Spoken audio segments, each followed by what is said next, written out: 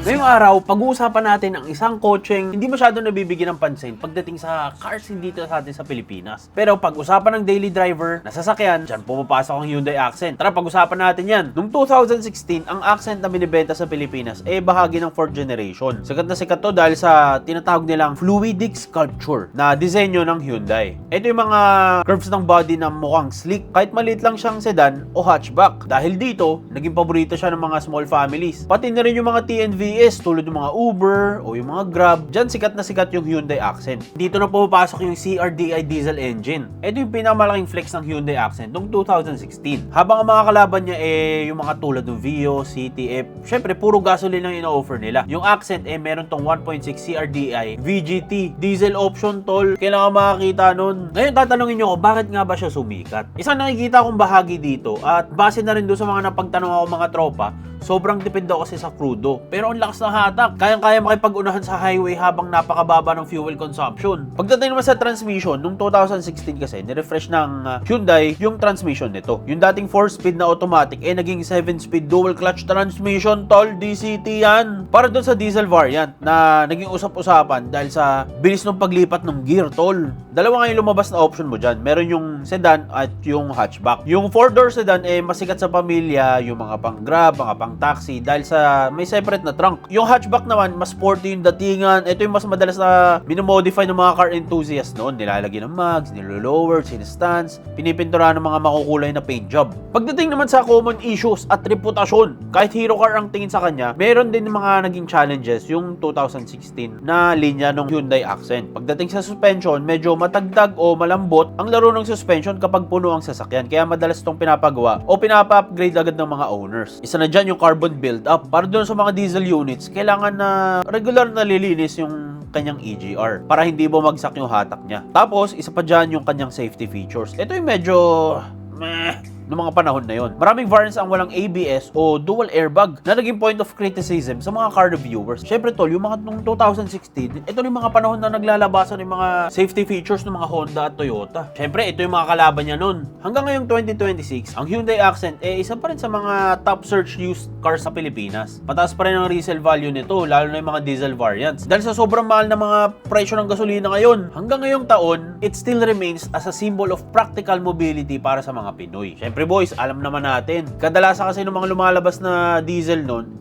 puro SUV, puro pick-up, di ba? Walang option para makakuha ka ng diesel engine tapos maliit na kotse. Kaya dyan pumatok yung Hyundai Accent. Kaya ngayong araw tol, papasukin natin ang mundo ng Hyundai Accent. Sobrang dami yung nagre-request ng ganitong kotse boys, kaya ito, naghanap na tayo ng dalawa. Mula natin yung review boys, baka sakaling naghanap kayo ng Hyundai Accent tol. Ito na yung video para sa inyo. Tara! Okay guys, ito na yung kotseng pinaka-hinihiling nyo sa lahat tol. Nakahanap na tayo ng Hyundai Accent. So, di na natin patatagalin pa. Tawagin natin yung owner. Let's go! Tol, ano pangalan natin? Ivan bro, Ivan. Ito yung 2016 Hyundai Accent, CRDI na DCT. Unang tanong tol, sa mga edad natin ngayon, Civic no? Civic, Civic. Corolla. Bakit Accent? Matipid matipid. Tapos matulin din naman kahit papaano with the right modifications. Makukuha mo naman yung setup na gusto mo. Dati gamit ko is yung sa tatay ko 2014 na manual. Natuwa ko kasi yun nga, matipid, mabilis, matulin naman kahit papaano. So ano to, daily car? Ganon? Only car, only car. Kita ko parang in-upgrade mo na to ha. Oo, ano lang, budget meal lang bro. Paano nag-start sa itong kotse na to? All stock? Hindi naman siya stock kasi nabili ko to 2025 ng August. Tapos naka-Magsa siya, naka-JBL all around the speaker, subwoofer, tapos yun, all stock. Yung makina, walang remap. Pero dito sa ganitong sasakyan, mga diesel, mga pickups na, mga van, na nire-remap din. Oo bro, para ma-unlock mo yung full potential niya, kailangan talaga i-remap. Pero sabi mo, mabilis na siya from the stock niya na form. Mabilis naman pero nabibitin tayo bro eh. Nagamit mo na, bumagal Oo, na. bumagal. Pag nasanay ka sa speed niya parang mabagal na Guys, pogi rin ang Accent. Maganda yung shape ng Accent guys. Tignan mo naman yung shape niyan. Boy, parang ano mo yung tawag doon? Veloster. Veloster. Ganda ng shape. Baby Veloster, parang ganun. Siya yun? Parang ganun. Before ka bumili ng Accent, syempre may idea ka na ba na mabilis siya, na matipid? Kasi nagamit ko ngayon sa tatay ko 2014. Pero ito kasi is EVGT. Yun kasi is hydraulic, so VGT siya. Mas mataas yung torque at horsepower nito from stock. Around mga 12 mga ganun, horsepower difference. And 40 Newton meters of torque ang difference. So yung sa airpot mo dati, matulin talaga yun. Matulin, oo, kasi manual. Sanay naman tayo sa manual. Nalalaro mo talaga. Pero kasi dahil pang daily nga, nagpili ako ng DCT. Tsaka kakaiba kasi DCT, hindi siya CVT. Nung nakuha mo siya, anong una mong ginawa? Palit mags, kasi naka-ano siya, naka-rota na, parang TE37 na copy, grid 3. Tapos pinalitan ko siya ng slipstreams, 15s lang din. Tapos, yan, goma, mga ilaw-ilaw, lahat naka-LED na. So, yun, remap agad. Matagal mo siyang nagamit ng ganun, na hindi Parang 1 month lang eh.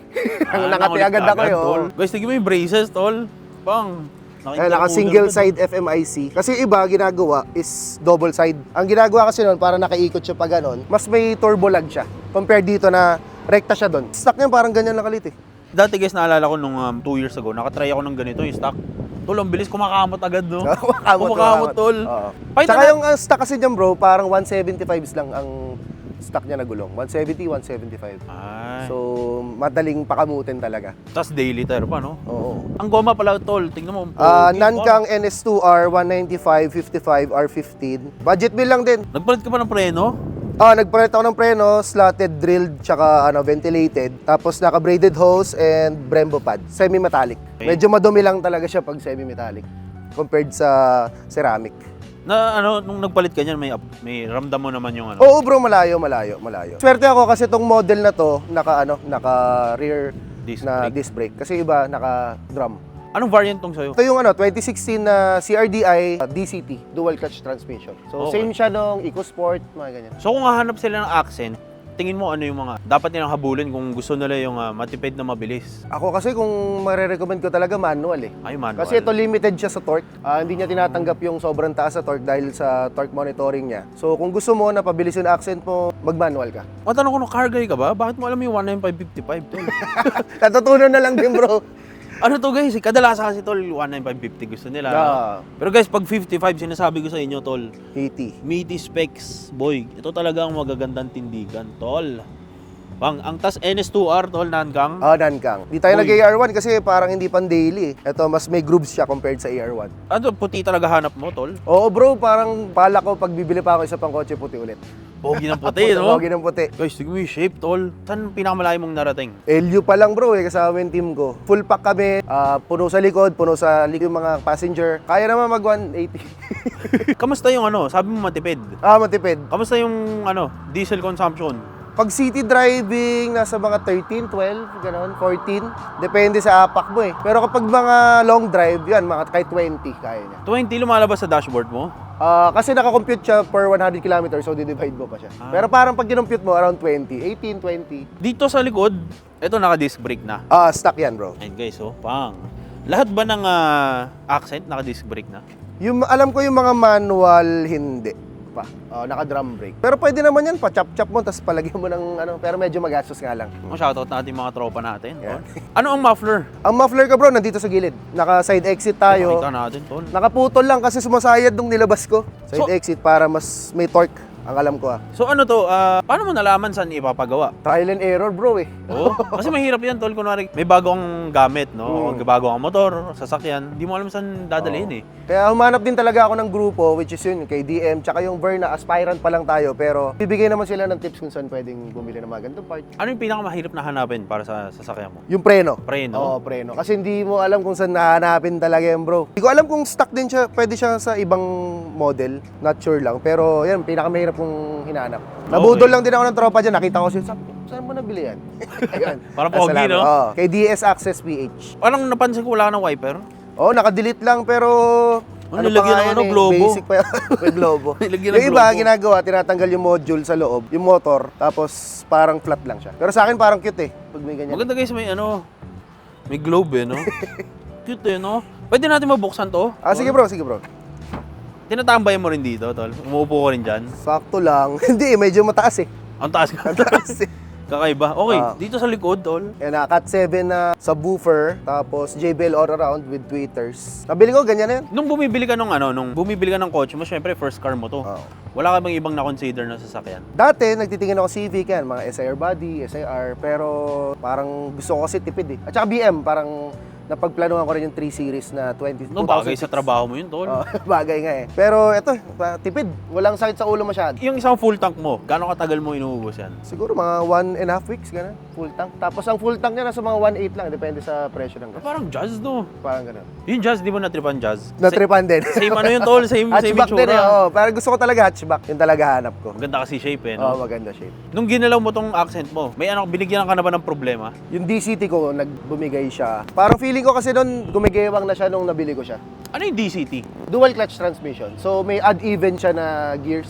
Clutch for odd and even. Ano yun, naramdaman mo? Bigla siyang bumitaw nung nagparemap ako eh. Siguro dahil di na kinaya ng torque. Tapos basag yung housing. Ay, So gano'n? medyo magastos din siya. Pero yun, shoutouts kay Team JSJS. Sobrang mura ko nakuha yung transmission. Kalikot ka pa kasi, tol eh.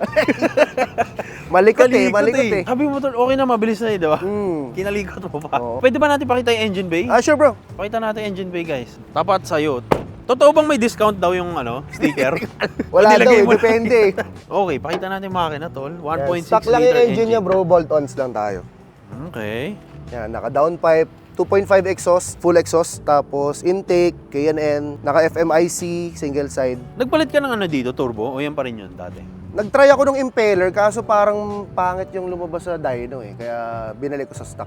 Tsaka yung power band ng stock, mas pumapalo agad. Yun kasi nasa taas yung power band niya. So hindi pala siya hindi pala siya mas malaking turbo, mas mabilis eh, no? Oo, kasi usually pag mas malaking turbo, turbo lag talaga.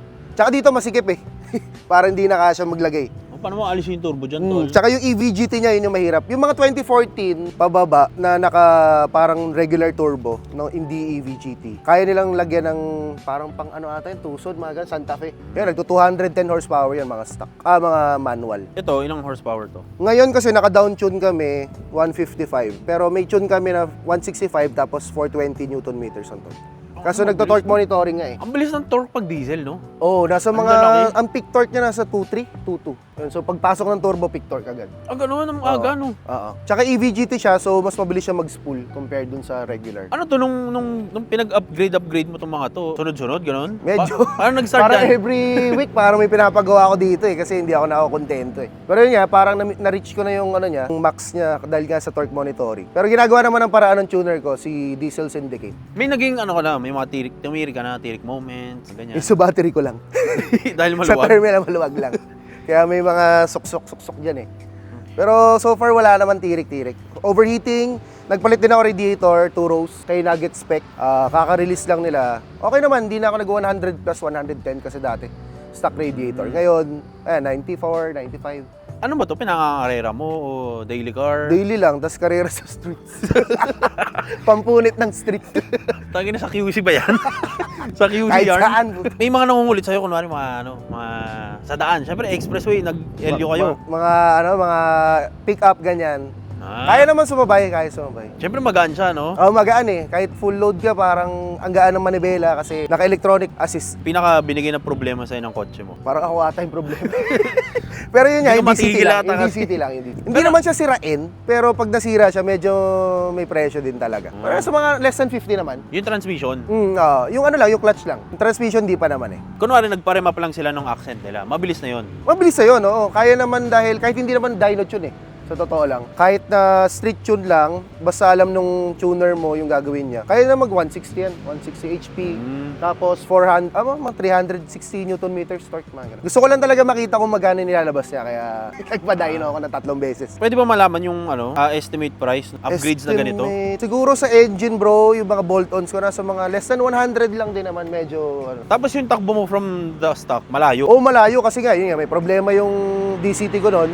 Yung pagka-remap ko, nasira. Nung in-upgrade ko, okay naman takbo. Nung kinaligot mo, hindi ka parang baka yung reliability, tamaan, yung mga ganyan.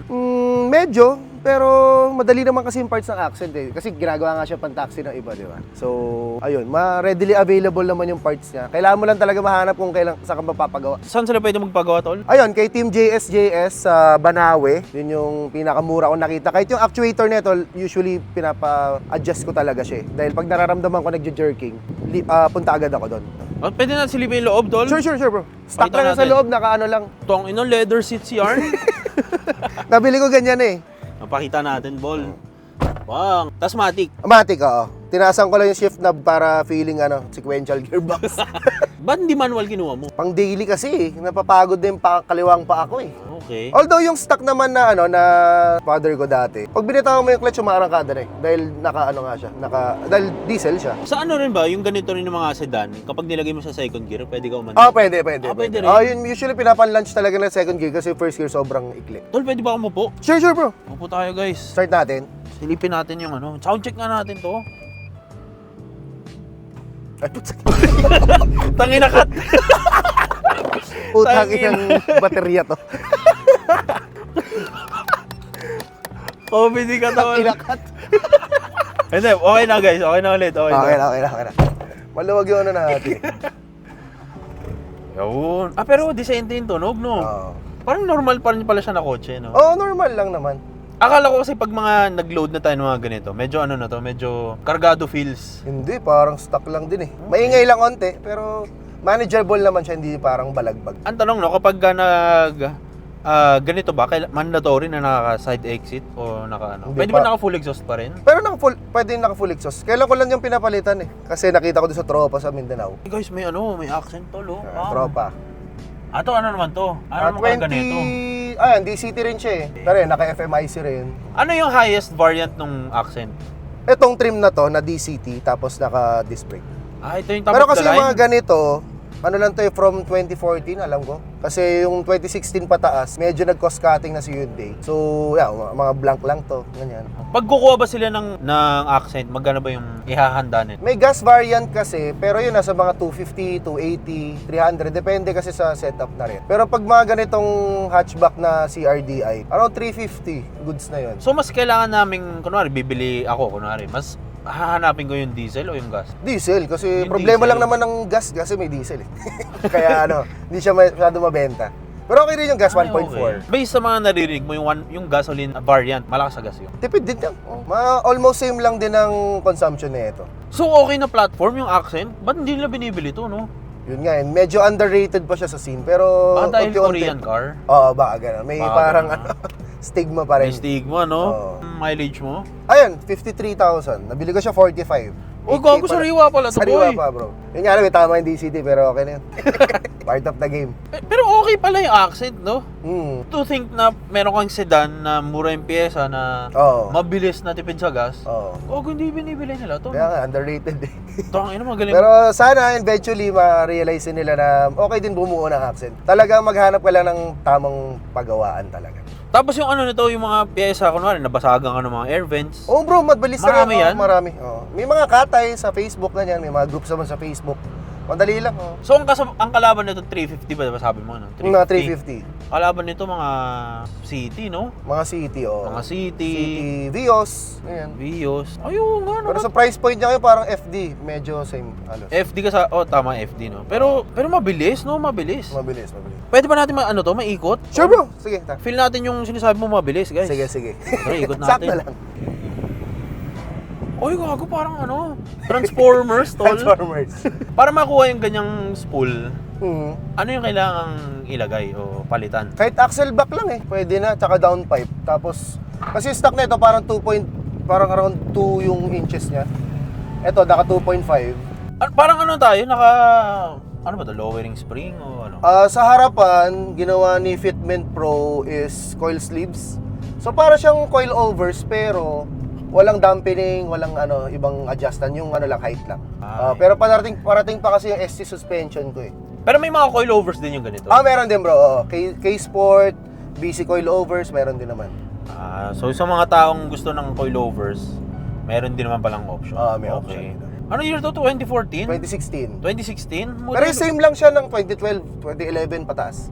Pero siya guys, ng modelo feels tall. Medyo matagdag lang. Mabounce, no? Mabounce lang.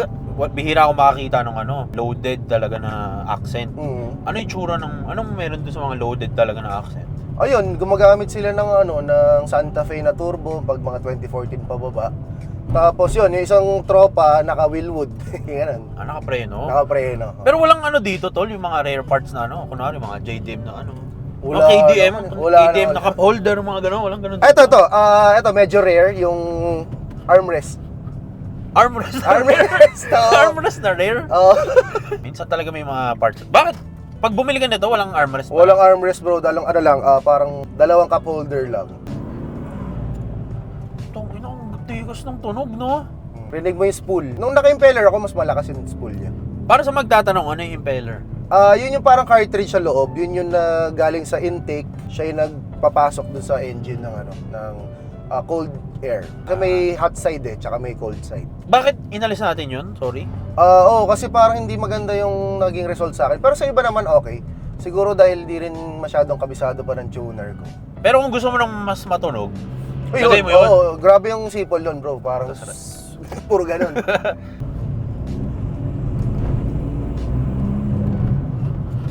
Parang ano, no? Nag-iipon ng lakas. Oo. Testing natin, guys.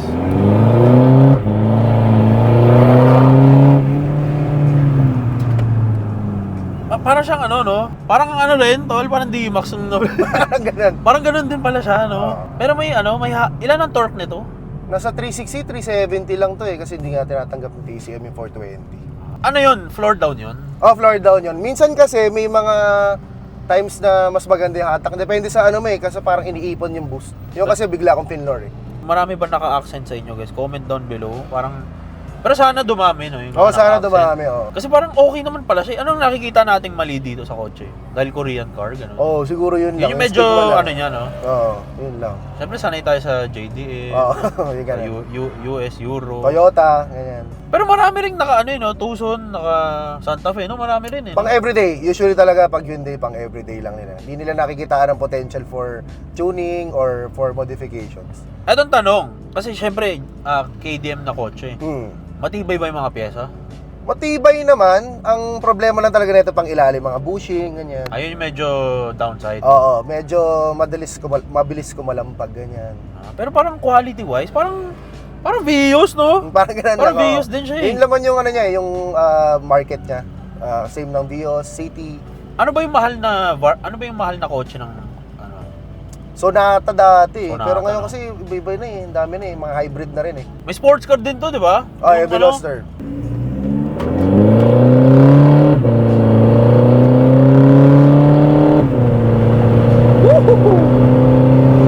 No smoke tayo, no? No smoke, no smoke. Depende sa tuner yan eh. May iba gusto may smoke kanyan. Pero excessive, kasi diesel eh. Pero decente yung ano, no? Decente yung kotse, tol. Ah.